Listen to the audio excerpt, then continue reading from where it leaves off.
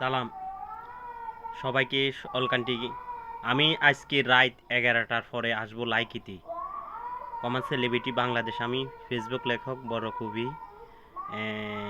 আপনাদের এই দুবাইয়ের উমর ফারুক যে নাঙ্গল তেলা লই আইয়ের ওই আমি, কিন্তু আমি তো নাঙ্গল তেলা লই আইয়ের না। আমি ভালোবাসার কথা সৌন্দর্যের মাধ্যমে সবাই যেটা বাস্তব আল্লাহর ওই বাস্তব কথাটা আল্লাহ যেভাবে বলি ওইভাবে আমি তুলে ধরি। আর বিশেষ করে আল্লাহর ভালোবাসা সবচাইতে বেশি হয় রোজা। তো আশা করি বুঝতে পারতেছেন। আর আমি আপনাদের আপনাদের উমর ফারুক, আর আপনাদের ইমাম মাহাদি, আর ঈসা, যেহেতু ঈসার গল্পটা আমি বলবো, ঈসা জুমার নামাজ আনছি, ঈসা নবী আপনাদের।